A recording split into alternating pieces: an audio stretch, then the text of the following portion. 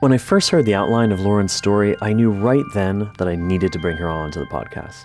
As you'll hear her tell in her own words, Lauren did what many of us have only dreamed of. She left it all behind: job, relationship, friends, and family, to choose a completely new life for herself. It was far from easy, though, and Lauren speaks eloquently about the pain and soul-searching that were part of the process. Her story is a testament to the importance of listening to that voice inside of you, the voice that says that something needs to change. As remarkable as how quickly her life changed is how ready the universe was to accept her into something new. We pick up her story on an evening at her apartment in Los Angeles when she realized that she'd been ignoring her inner voice for far too long. I would say it was probably like 7 p.m. and I was living with my long-term boyfriend at that time. He and I had been together for, I would say, about 9.5 years at that point. We met in college, San Francisco, moved down to LA. He wanted to do the acting thing. I was from LA, and so I was just in my hospitality gig, working at a hotel, and he had gone out with friends, and I decided to stay home. And, I smoked a bowl and I was like, let me just watch The Simpsons and just relax. And as I'm watching the episode, just something within me shifted and I realized how utterly unhappy I was. And I looked around the apartment. We lived in this one bedroom flat in Los Feliz. And I was like, this cannot be my life. This is not my life. This is not what I envisioned for myself. How did I get here? Like all the existential questions were popping up. Did I fail? Is it just a meantime in between time? Like what's really happening here? But it was just like this slow bubbling under the surface that had been happening to me personally over the last year at that time, where feelings were popping up of unhappiness. And I'm sure looking back now is probably low grade depression of some sort, but I couldn't pinpoint it. And that voice kept getting louder and louder. So I just kept smoking more and more. I was like, oh, I'm just stressed. Oh, I'm going to be, I'm 30 something. And, and I don't know if it was like a conversation that sparked it. It could have been something as simple as like, you know what, maybe I do want to get married and have kids. And I'm like, with this guy, I don't know. And, and then it's like, oh, is this my life now? Like it could have been something like that. But I was like, this can't be it. And it just felt like the whole room, even though all the damn lights were on, it just felt the room felt dark. And I felt alone, like kind of like I was in a hole. And usually when I get into that place, besides smoking weed, I would self-soothe by taking a bath, right? So I drew a bath and I call it the bathtub incident. It sounds like darker than it is, but bear with me. I just was sitting in the tub and I just started talking to God. I was like, God, this ain't it. Like I don't want this. And I just remember as I was expressing how I was feeling, I was really, really scared. It was like my whole body kind of had a shiver, even though I'm in this like hot ass tub. And I was like, you know what? If you give me the chance to do it over, I want to do it. Like, I want a better life. I don't know what that looks like. I don't know what that feels like. I don't have a Pinterest board for it. Like, it was just like I was literally starting from scratch. And I heard God say, all right, if you want to do this, then let's do this. And that was like such a defining moment for me because I felt myself like time jump, like I shifted realities in a way that I knew I could never go back. I knew at that moment it was like, here we go. Strap in, kids. Let the games begin, you know? Yeah, I mean, it's such when you describe it, it's such an incredible moment to me that just in this sort of it feels like this almost like one moment you're in one reality and then the next moment you're considering a new reality. Like, had you ever experienced anything like this before? I would say yes. As a kid, I realized that I was really intuitive and it was based like there's a lot of that's another podcast for another day, but I've had many experiences that validated my intuition. I was a kid. I had a dream that our neighbors had gotten robbed, and the next day found out the neighbors had gotten robbed. Wow. And like Hmm. little situations like that had happened. I was in just out of college, working at the hotel. I was talking to a colleague, and I was like, "Oh, hey, congratulations on the job." And he's like, "What are you talking about?" I was like, "Didn't you get the job?" He's like, "How do you know I applied for another job?" I was like, "Didn't we talk about this?" He's like, "No, I haven't told anyone." Fast forward, he goes to lunch later that day and he comes back. He's like, "I fucking got the job. How did you know I got the job?" So it's like those kind of experiences is where I realized I was tapping into just like a different world or dimension of sorts. Yeah, so it sounds like from what you're describing, like you have had, I guess, like a very high level of trust in your Mm, intuition. yes. Was that something that was always true for you, or is that something that you feel like you had to build over time? It was something I definitely had to build over time. I grew up in a very, I wouldn't say staunch, but my mom grew up Baptist Christian in a very staunch Baptist Christian household. So those ideologies were around the family, even though she never forced us to go to church. But every summer we're going to grandma's and we were at vacation Bible school all summer long. It's like that kind of like hardcore religion. So to have space for anything that was outside of religion was just not discussed or but it was never admonished either. It just wasn't a tangible, if that's the best way for me to describe it. So I had to find it over time. um in my opinion, one time is circumstantial, the second time like there's information there, so like keep pulling the thread to see where it takes you. And I've always been curious. I've always been curious about me as a spirit and a body and spirituality and what that means in our experience as humans, right? And so my desire to build it and understand it grew over time. And I would find my tribe along the way that would help me understand it and unpack it for myself. One thing I'm curious about, and I don't know if this was your experience at all, but it just kind of came into my head as you're describing this. Is were there periods in time where you felt like your sort of like religious upbringing was at all in conflict with this sort of like inner intuition, or did they make sense together for you? I would say it waxed and waned, to be honest. Some points in my life, they were a beautiful pair. Other points, it was so conflicting. I didn't know which way was up and I felt stuck. And I call those like my sleeping periods where I was just like, everything makes sense and nothing makes sense. So, you know what? I'm just going to sit here in this uncomfortable space until things start to make sense to me again. Um, I didn't really have a chance to speak about it with my mom. My dad is more spiritually inclined and less like religiously inclined. So he and I would talk about it. And that was kind of like our meeting point because he wasn't involved in my upbringing as a kid.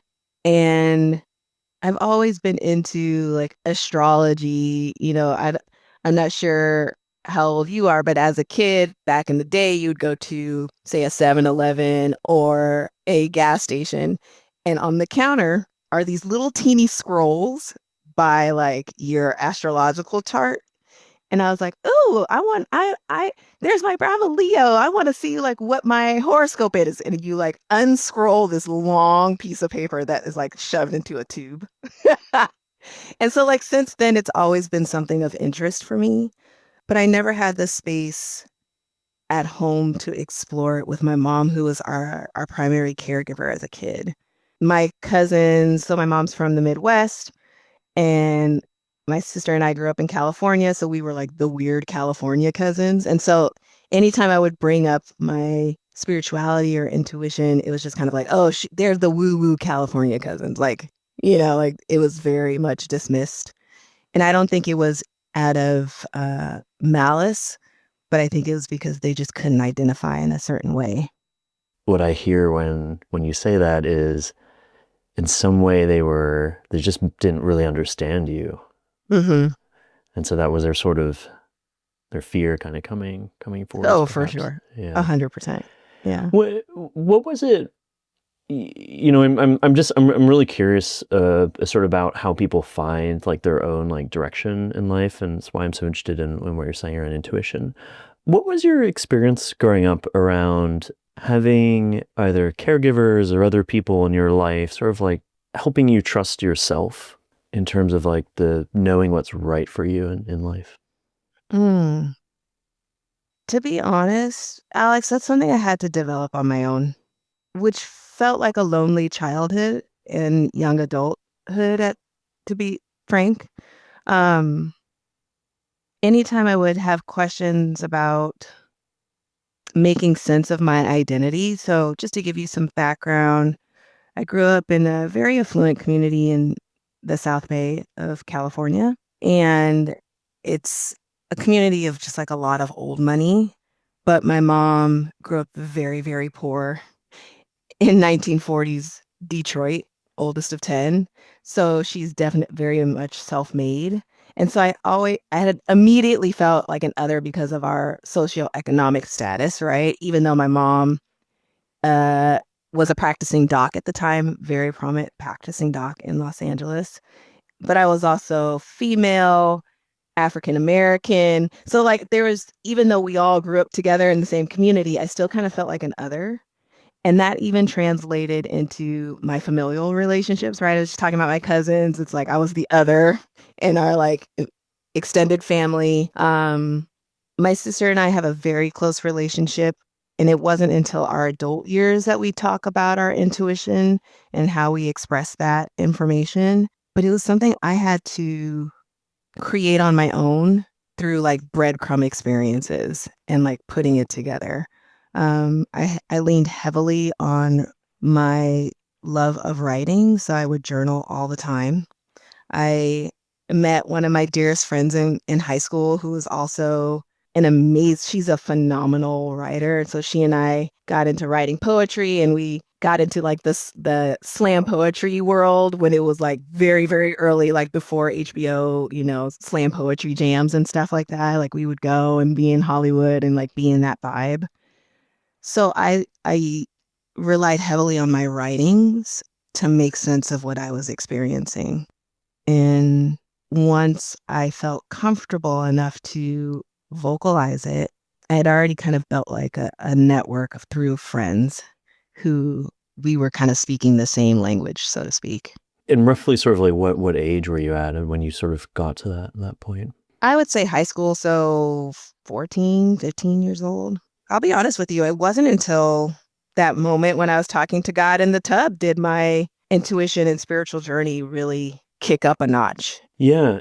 One of the things I'm noticing, like as you're sort of describing like some of your upbringing, is there's this real through line of um I really hear a lot of like self-sufficiency, but not necessarily self-sufficiency that just comes from getting older, but sort of like you needed to figure it out on your own because there was no one else there to help you figure it Hmm. out.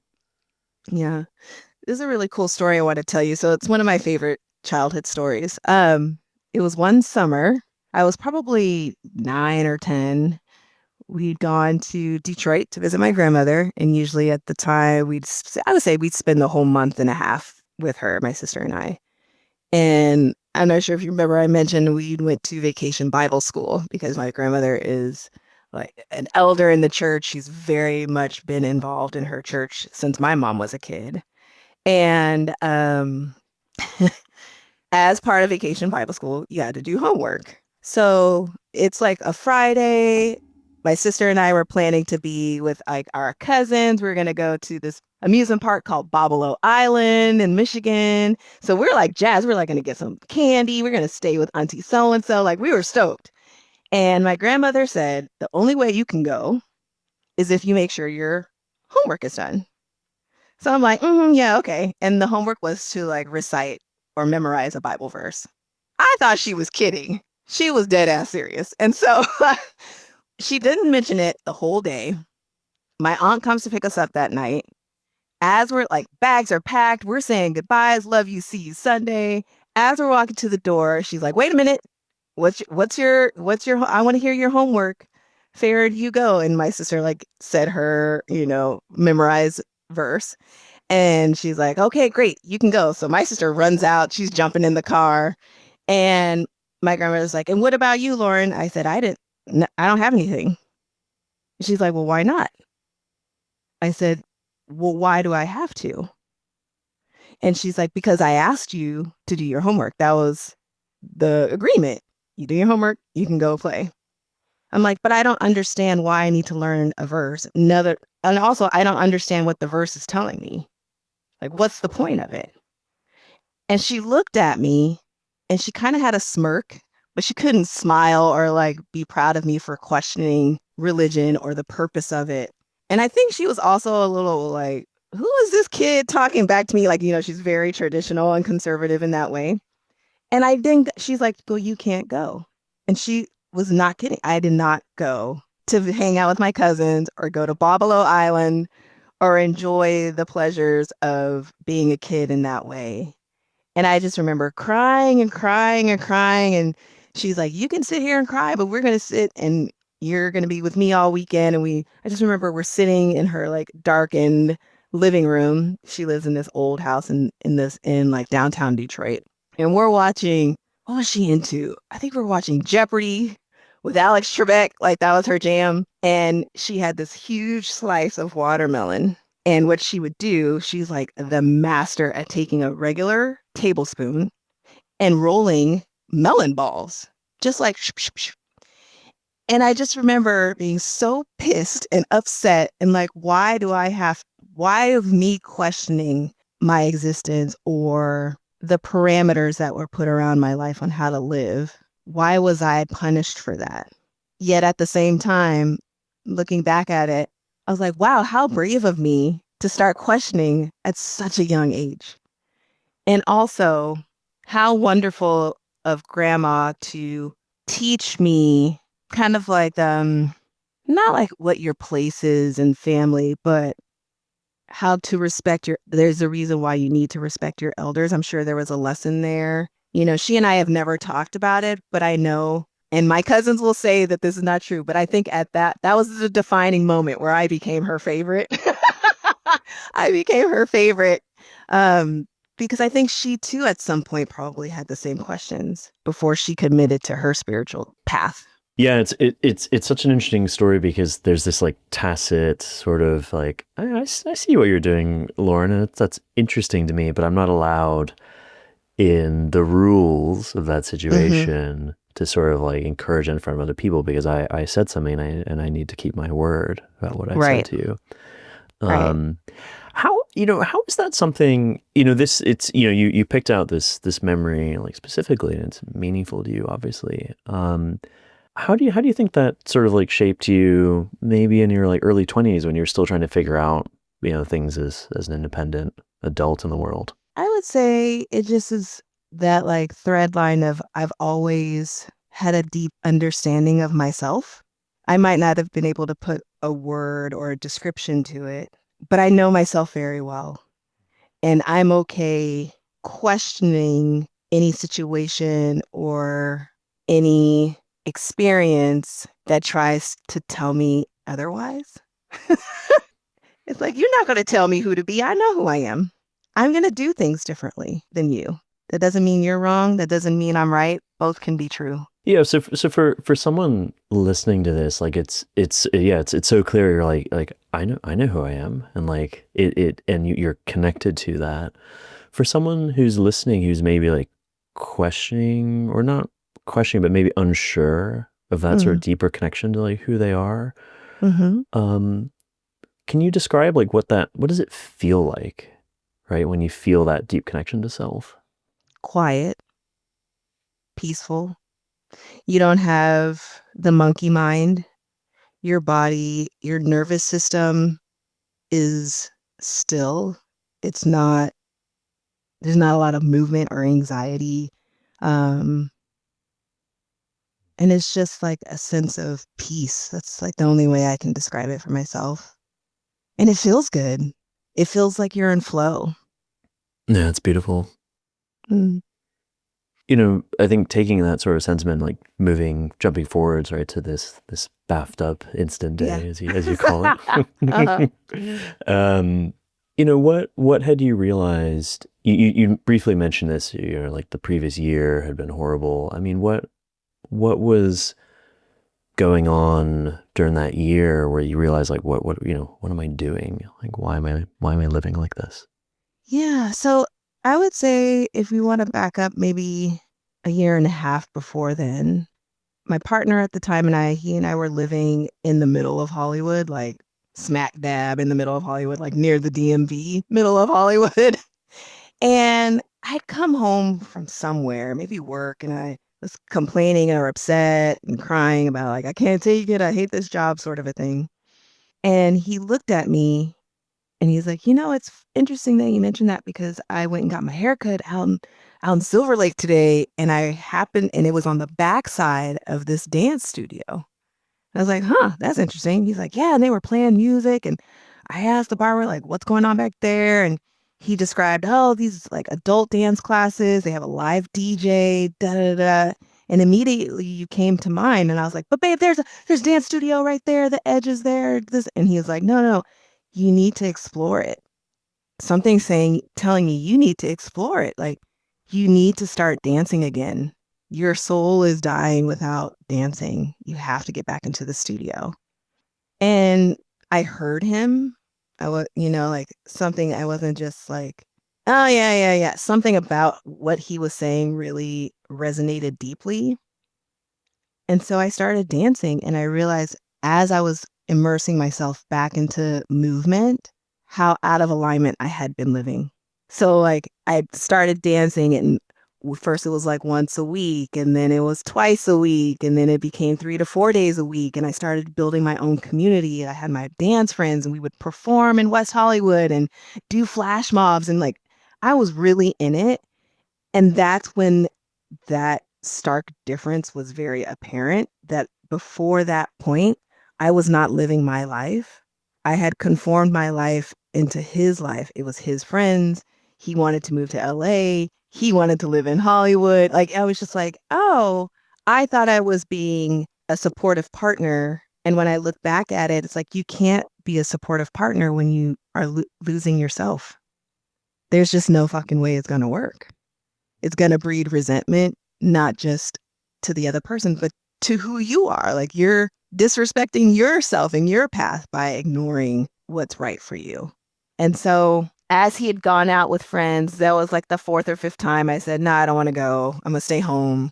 And I was like, wow, I would prefer to be by myself than to be out with him doing the same old shit, drinking at the bars with the homies. Like that's when I was like, what's going on here? And perhaps that was the light bulb that turned on while I was watching The Simpsons. I was like, damn, because he I think made some comment like, you never want to hang out with me anymore. You'd rather be with your dance friends. And I was like, yeah, I feel like myself when I'm there with them. So in this moment, you said you'd sort of heard sort of like I don't know if a voice or something, but sort of like an intuition from God about Hmm. like there's something has to change, and you'd sort of made a promise. I think you again I'm might get Yeah, it wrong here, but you no, sort of I'm paraphrasing, but you sort of made a promise to yourself like yes I'm gonna take this chance and I'm gonna do it. the piece that was really clear, I was like, you know what? I'm scared as hell. I don't know what this means, but I know what that look. I know what I'm leaving. So if the shit doesn't work out, I could always just go back. And me just kind of psyching myself up, like, let's just try and see if it doesn't work. That's okay. I think that made it more digestible.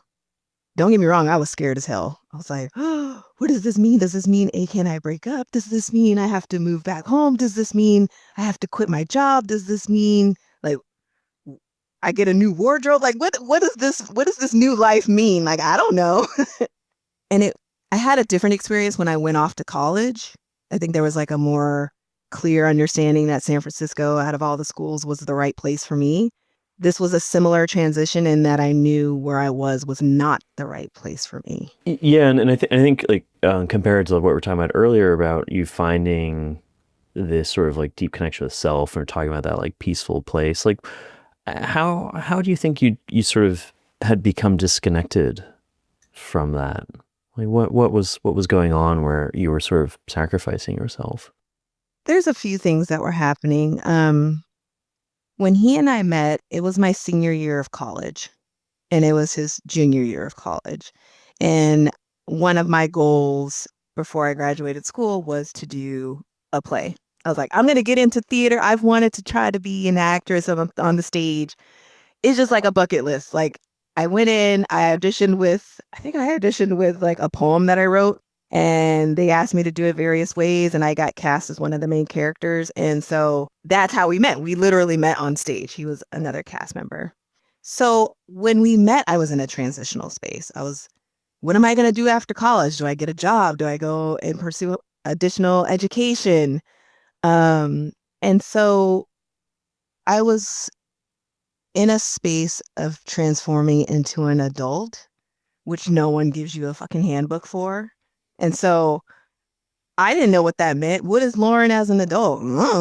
I've been living off like flexi points to get food in the cafeteria for the last 4 years. The money I have in my account is like me calling home crying I only have $20 and my parents putting a little bit of money in my like Bank of America account. I've never had a job where I'm like earning money to sustain myself.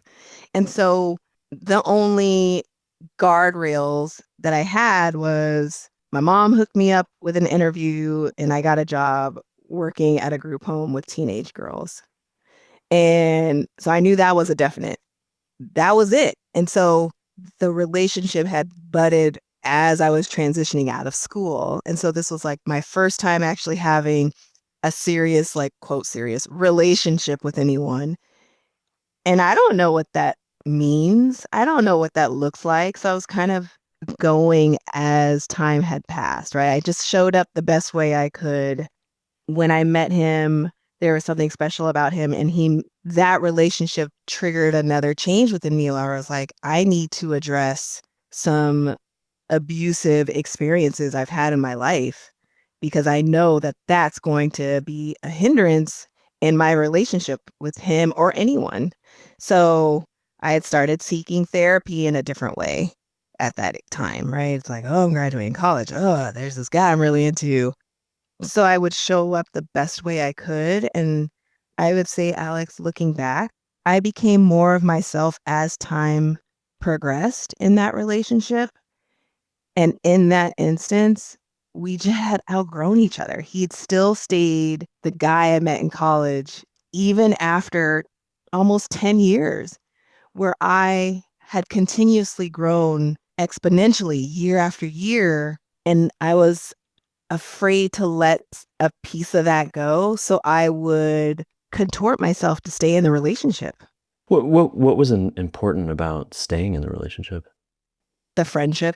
I'd never had a friendship like that. Like there was some romantic chemistry there, but not as much as I realized I desired. So that was part of the want to try something new. But he and I were really good friends. We would go to basketball games together. He was from Oregon, so we would go to like basketball games together whenever the Blazers played the Clippers, and he exposed me to just like mountain life and just like what it meant to grow up in a ski town. Like there's just a lot of, and his dad was also a doc, so there was that commonality. We both loved the arts, and he was like one of my closest friends. Yeah, just feeling into that, it feels so comforting, actually, right? Hmm. Compared to what we were talking about earlier about you feeling like you're kind of on your own. Yeah, it was like, oh, here's something that's like it felt like kinship, right? Where it was just more than an acquaintance. The romantic aspect was there, but even if it wasn't there, we still wanted to spend time with each other. Like was family. What are you feeling right now? Hmm. Disappointment at how that relationship ended. Hmm. I think it was, there's moments when you're in a relationship where you're like, it's not working, but you stay around a little too long just in case it happened to be a flash, like a thought bubble where you're like, maybe I'm just tripping and I'm just stressed. I don't know. But I remember there was definitely defining moments where I was like, oh my God, if we break up, what am I going to tell my family? What are we going to tell his family? We just moved to LA together, and that was like the start of me not honoring my voice. Hmm. We had gotten into this huge epic fight. It was like after Halloween. It was during Halloween, actually. We got into a fight at a party. And I just remember on the drive home thinking, like, this is who we've become, like this disrespectful lack of communicate. Like the communication was trash. It was just like not who I experienced us to be. And I'm like, oh, this is like that 7-year itch. Like we've been together for so long. Maybe it's just like time for a revamp. But there's information there that was like, dink, dink, dink. Hey guys, maybe this is time to let it go. Is that incident you're just talking about, was that during that sort of like 1 year period prior to the bathtub incident day? Actually, probably. I think that was like what really jumped it off, to be honest, because I think the next year we ended up moving from Hollywood to Los Feliz. Yeah, and so sorry to go back. The disappointment is that were we truly friends? And also like what type of friendship did we truly have that we don't even talk? Like I will share this with you and I've shared with other people. The night we decided to end the relationship, when you're in grief, there's all these stages, right? So he'd gotten to the point of negotiating and I had gotten to the point of saying it was done, like for the better of both of us. Like, let's not abuse ourselves anymore. Like it's finished. That night we broke up. I never saw him again. We Wow. never spoke again. He, we cried together, we hugged. I was just like, by that, when you're fighting for like hours at a time, you're like so emotionally and like physically drained that I was like, okay, I'm going to go to bed. I'm thinking maybe the next morning we'd sit and talk. And he's like, all right, well, I'm going to go for my walk. Like he's like an old man. He does like an evening constitutional. Like he'd like to go and like walk, right? And so he was like, I'm gonna go walk, but I'm like, it's like 3:30 in the morning. He's like, I just need to get out. I said, okay, no problem. And I just remember him kissing me on the cheek as I'm laying in bed, and that was the last time I saw him. And and God bless him, but what I admired about him is that in the age of a social media presence, he was just not into, like, he never had Facebook, he never had Snapchat, he never had Instagram, you know. He might have had Napster at one point, but that was it because he loves music. But there would be no way for me to ever see him or him to ever see me unless he was like unless his friend gave them their device for him to like look through. And so when he left that night, it was just like, wow, there was a sense of relief, I think, for both of us. But also a sadness, like any ending, even though it's always a beginning, there's still a mourning period that happens there. And Absolutely. so, Yeah. yeah, And especially after you said it was about 10 years, is that right? yeah, 10 and a half at that time. Yeah. Yeah. Um, and so when he left, I was like, all right, well, in the morning, if he's there, I'm gonna go, we'll talk. But I think he ended up sleeping on the couch or something that night. And I went and met up with friends for brunch or something. And we literally never spoke in person ever again. I think the last communication was like a text message after to say, hey, I'm cutting off the Spectrum cable connection. Do you want it to be in your name or do you want the equipment? Like it was just very transactional. And his response is, no, just cancel it. I'll like get a new account. But that was it. I remember, and that was, I would say, it was shortly after my birthday, so it was sometime at the end of August. And then his birthday, he's a November baby, and I remember just sending him a happy birthday text because I'd done that every year for almost 11 years, and there was just no reply, and that's how I knew. Yeah, I mean it's just it's so hard. I mean, just when you're talking about the end of the relationship where it's like, yeah, this person that you've spent so many years with and so much care, it's gone both ways. And yeah, of course things happen along the way, but then when it turns into like who has responsibility for like the cable, account. Mhm. It's Yeah. really jarring, like how you can go from warmth and love to okay, like yeah, like you're cut off, and it's just so Mhm. clinical at that point. Yeah, yeah, Right. it's Right. that's tough. It is. And Uh, during that time, I had been going through like a sort of spiritual awakening too, right? So I was literally in the mud, developing as a lotus flower to like emerge, right? So like when you're in the muck, nothing makes sense. And then on some level, everything makes sense, but then it doesn't. Like you're in this space, this void, which can be uncomfortable. yeah, well, let's talk about that because I think that space of growth is so rich and but also so disorienting and has so much fear in it. So just help me sort of put this on like the timeline. So this period of time you're just talking about, this sort of like spiritual awakening, there's sort of like the bathtub incident. Like, how does all this line up, and like what was really happening for you, and where was it going? So if we put on a timeline, I had my my talk with God in the tub, and it felt like everything went into hyperspeed within a week, maybe two.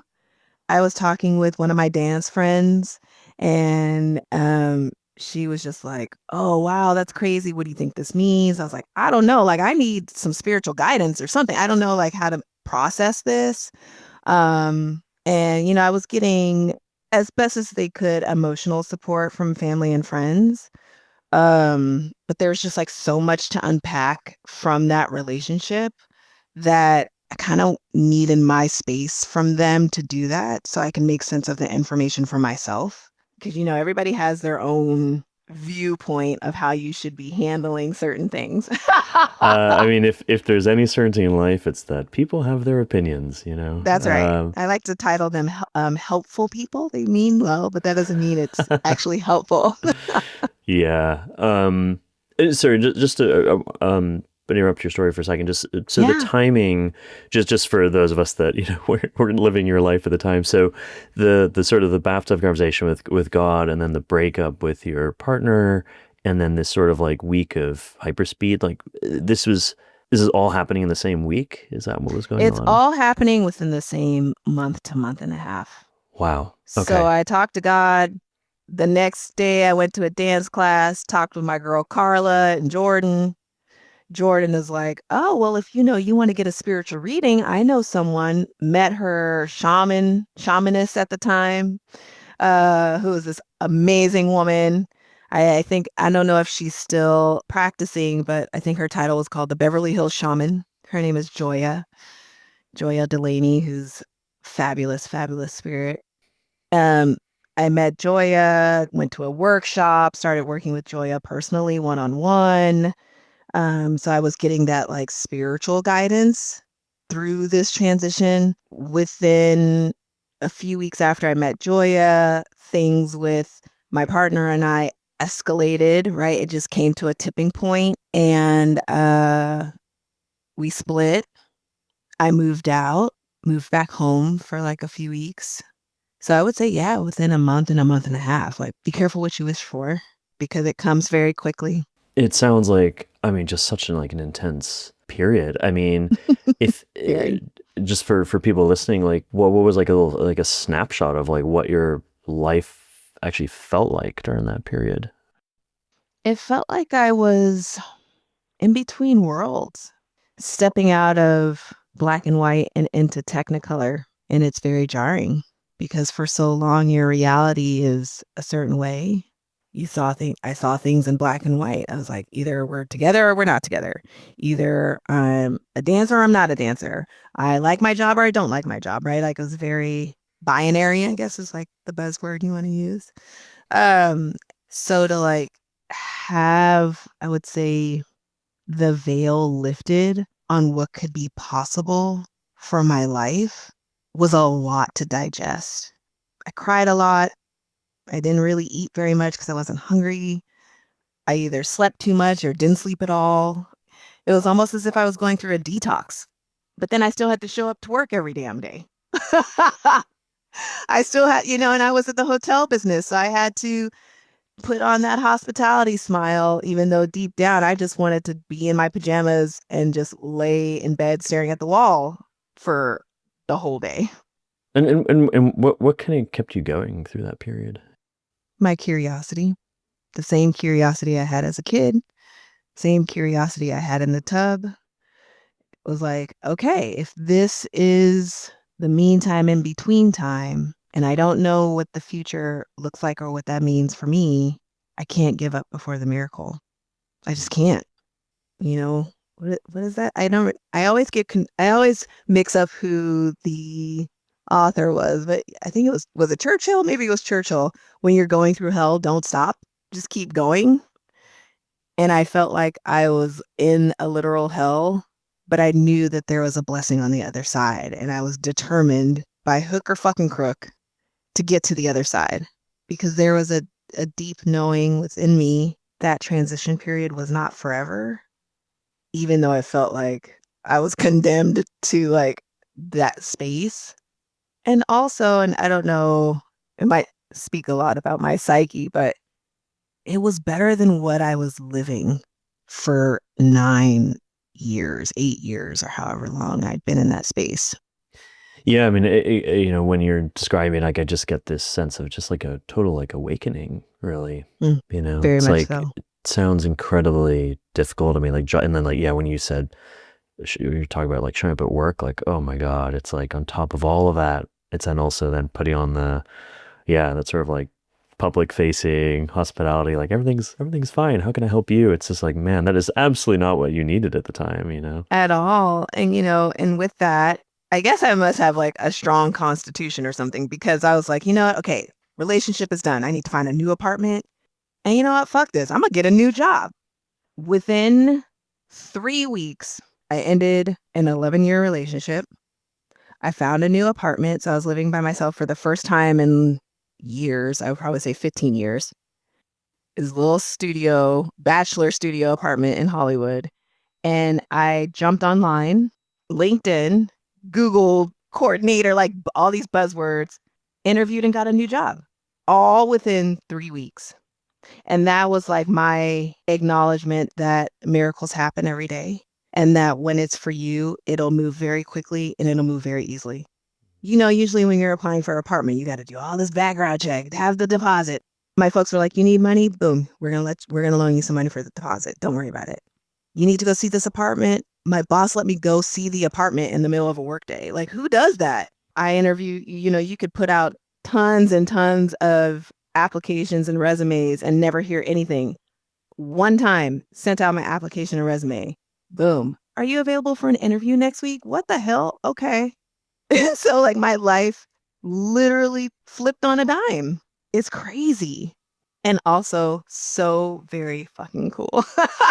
Well, it's so, I mean, I just, you briefly mentioned this before, but I do hear like just so much strength in you. And I think it's also a good reminder that like when things need to happen, like we're all capable of so much.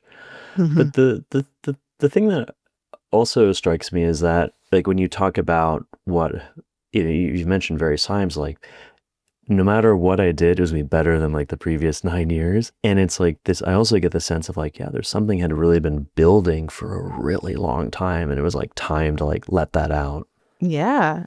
I mean, the best way when I think about that, it's like a boiling pot where the lid is barely holding on until it just can't hold on anymore. And I feel like that was like what happened with me in the tub. That was like my peak boiling pot moment. Yeah. Not that you were literally being boiled in the tub, but yes. No, but yeah, exactly. I wasn't cooking myself. But yeah, like I was Yeah. marinating, right? I was getting ready for something greater. Yeah, well, I mean, maybe it's like, I mean, well, not maybe, but certainly like psychologically, there was that boiling that was going on. Yes. Um, going back to like something you mentioned, just a little bit earlier, how did your support network, whoever that was at the time, react? Like you've given a little mention to that sort of like Yeah. logistically, but what about sort of like more emotionally? So I remember the moment I decided that it was time to break up and just end the relationship. He had been visiting family for the summer. Like he went for a week or two to visit family at their home. And I happened to have lunch with my parents. that afternoon. And they're like, how are things going? We're just chatting. I was like, I'm not happy. I think it's time for us to break up. My mom's reaction, I mean, we were just waiting for you to say something. So whenever you're ready to come home, come on home. It was like, well, shit. How? I was like, really? Well, how long have you guys been feeling this way? They're like, it's been a while. We've been watching you. But as a parent, from my understanding, like you have to allow your child to find their way, right? And in the process, you have to show up and be as supportive as possible. And my folks were just like, we knew you were capable of coming to your own decision about what kind of life you wanted. And whenever you were ready, we were down to support you in whatever way that looks like. So they were just very supportive and saying, hey, if you need to, because I asked them, I was like, if I need to move home for a bit, is that okay? And they're like, absolutely. We were just waiting for you to tell us when to get the boxes. Like they had already kind of prepped themselves, I think, emotionally for that time period to jump off. Same with friends. They were like, yeah, we knew that was coming. Like nobody was surprised. And I'll be honest, it pissed me off because I was like, what the hell? Where were you guys for the last 8+ years, or whenever you saw the decline in me taking place or the misalignment within me taking place? But in all fairness, I have to take ownership in the fact that I was never really transparent with friends and family about certain parts of my life. I kept it really close to the vest out of just kind of protecting that relationship and letting me have it the way that made sense to me. And also, I'm sure now as we're talking, there might have been some shame in me being in that relationship because it was so out of alignment, probably for a very long time, maybe even after the first year, right? We were kids when we met and we'd gone into adults since. And there was never a moment of where they were like, no, you should stick it out. There was never that ever. They were like, we got you. You need some money? We got you. You need help moving? I'll call, I'll call the moving vans. And that was just across the board. Even like my new dance friends that I made, they were like, yeah, we kind of thought the way you were kind of talking about it, we kind of knew it was coming. So what do you need, right? Do you need us to pay for some dance classes while you get your finances together? We got you, and so that sense of community really allowed me to just lean further into transitioning out of an old life and into a new life. Yeah, I mean, as you're talking about this, I think we've all had that experience of like, why didn't you tell me what you thought about this relationship? But and I've had Yeah. various points in my life where I'm like, why didn't you say something? But you just got to realize that with anybody else in your life, it's like you already described. It's like, what do you need to do to support people? And Mm, ultimately, you hope that person learn something. And but no matter what, like going like with your story, I mean, in that moment, again, like your bathtub moment, like you hmm. decided like, no, like I've had enough. I Yeah. am gonna do what's right for me. And Hmm.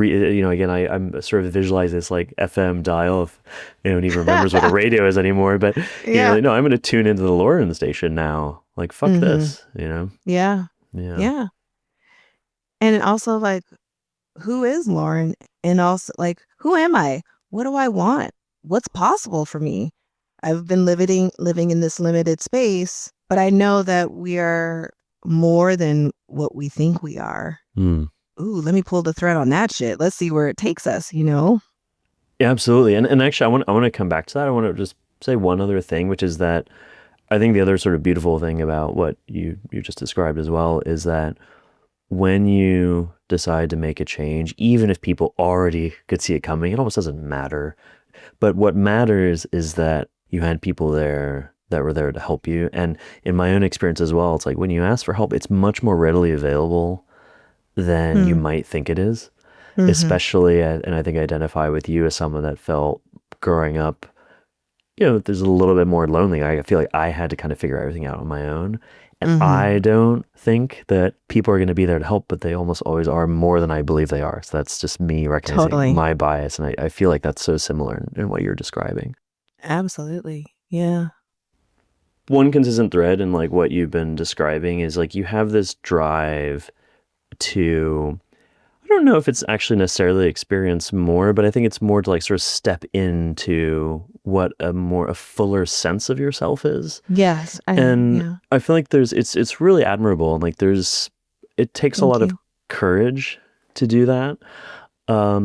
And I think you described earlier like the sense of like deep curiosity. Yeah. I'm really like curious also to understand like where do you see that like coming from in your life? It's interesting you asked that question because it can be answered a few ways. On my mom's side, education, constantly educating yourself, whether that's spiritual growth, whether that's intellectual growth, has always been the forefront of any conversation. And then on my father's side, it's more about understanding who you are so you can navigate the outside world, like, right? Not necessarily like a hustler mentality, but I'm not saying it's not like a hustler mentality, right? Like you have to know yourself so well so you don't get taken by anybody on the street. So developing your sense of self is extremely important to navigate the world. Both families are saying the same thing, but using different vehicles to get there. So I think that's ingrained in me. That's like how I was nurtured. And then the other piece is just kind of who I am, really. I'm always curious. I enjoy staying curious. If I don't know something, I'm going to Google it, find a book, read up even more on it, go down the rabbit hole. I don't mind going deep um, into into gaining understanding of something I'm not familiar with, even if that means myself. My goal is to have a deeper level of intimacy with myself so that I can have my emotions. I grew up in a home where emotions weren't really um there wasn't a lot of space to have emotions. And that was just more circumstantial, right? Growing up with a mom who is a go-getter, who's a trendsetter, who is a culture creator in her own right. There's just I never saw her process any emotions that she had. The only way I would see her emotions were either out of anger or she would shut down. Like those were the only two options. And I cry, I laugh really loud. I'm very like outgoing and I use my hands and I talk with my body a lot. It's just like very different than how my mom is in some ways. Yeah, well, I think something that can be difficult in families is that the family culture, if we just want to call it that, sort of like the environment, Yeah. is what it is, and then a child comes along and the way you're just describing yourself as being like emotive and using your body and so on, like that may not be a good fit for the family system, Yeah. and it can be really difficult, I think, being that child. For sure.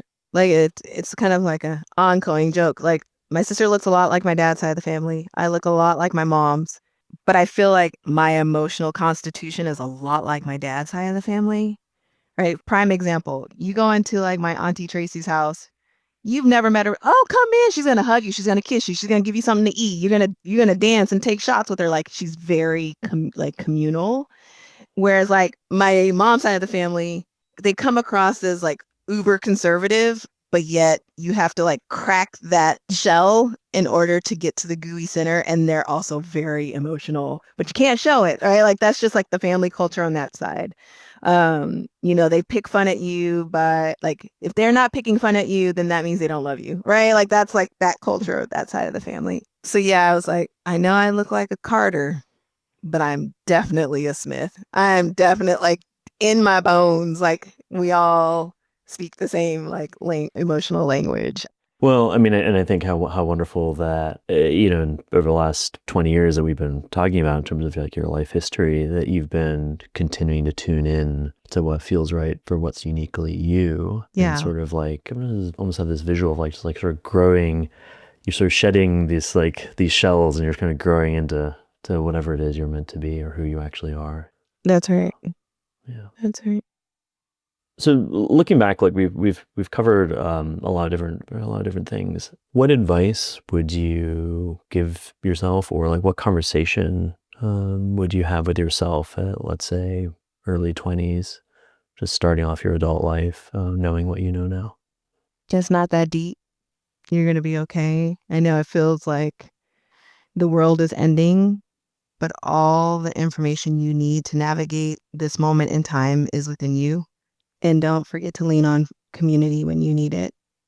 What would you say to someone sort of listening who's thinking about making a big decision and feeling some of that either resistance or that fear that we sort of talked about? Like what would you say to Just them? go for it. Lean into the resistance. There's information in there.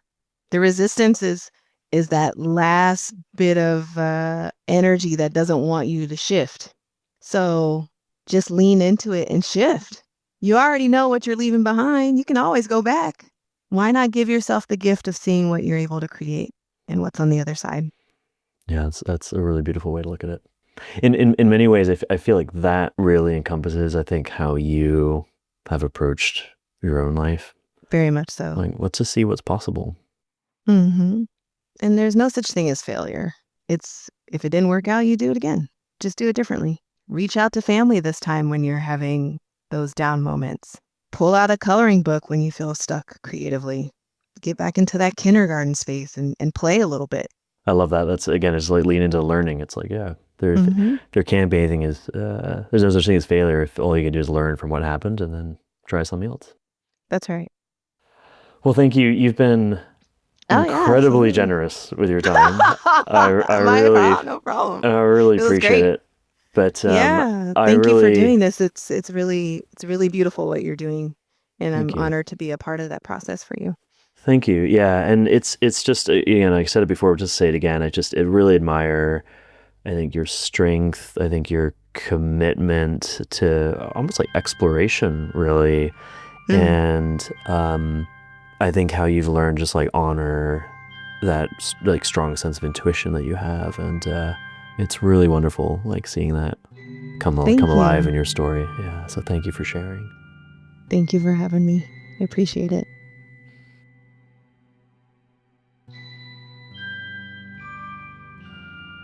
What I Knew was created and edited by me, Alex Marshall, with production support from Katarina Podlesnaya.